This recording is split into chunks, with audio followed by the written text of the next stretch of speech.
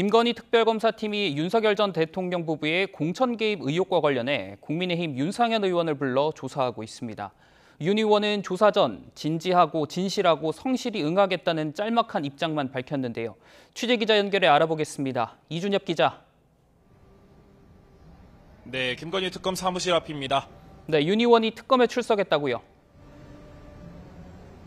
네, 윤상현 의원은 오전 9시 반쯤 김건희 특검 사무실에 출석해 8시간 넘게 조사를 받고 있습니다. 지난 2022년 대선 과정에서 윤 전 대통령 부부가 명태균 씨로부터 여론조사를 무상으로 받은 대가로 같은 해에 치러진 보궐선거에서 김영선 전 의원이 공천받도록 해줬다는 혐의와 관련해서입니다. 윤 의원 출석 당시 상황 한번 보시겠습니다. 공천 개입 의혹 받고 계시는데 관련 입장 있으실까요?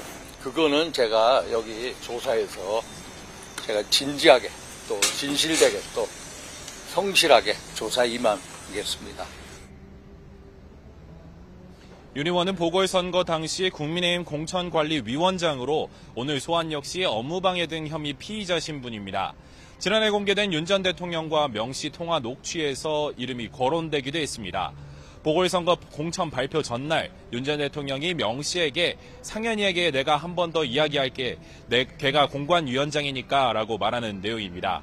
특검은 앞서 지난 8일 업무방해 등 혐의로 윤 의원의 국회의원회관 사무실과 주거지를 압수수색하고 휴대전화 2대 등도 확보했는데요. 윤 의원은 당시 입장문을 내고 대선 이후 다시 압수수색까지 하는 것에 대한 의도와 이유를 잘 모르겠다면서도 특검 요청이 오면 앞으로도 당당하고 성실하게 조사에 임할 것이라고 밝혔습니다. 네, 김건희 특검 이번 주 윤 전 대통령 소환도 앞두고 있죠.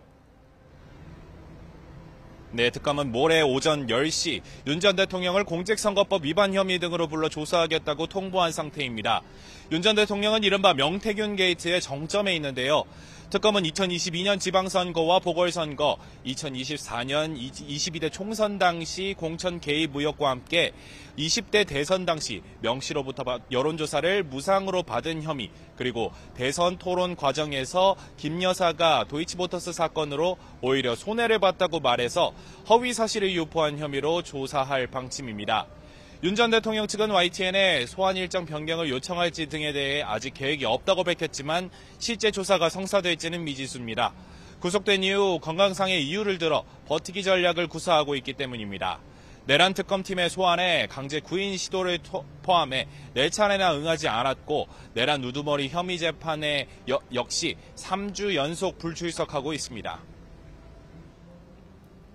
네, 김건희 특검 상황 살펴봤고요. 이번에는 내란 특검 상황도 전해주시죠.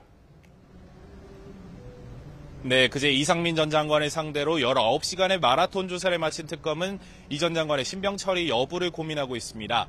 특검은 이 전 장관이 비상계엄 당시 허석곤 소방청장에게 단전단수 지시를 직접 내린 것으로 의심하고 있는데요.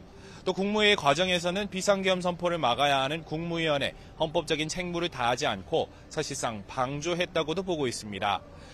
다만 특검은 이 전 장관에 대한 추가 조사가 필요하다는 판단 아래 다시 소환 통보를 할지 아니면 곧바로 구속영장 청구에 나설지 고심하고 있는 것으로 파악됐습니다.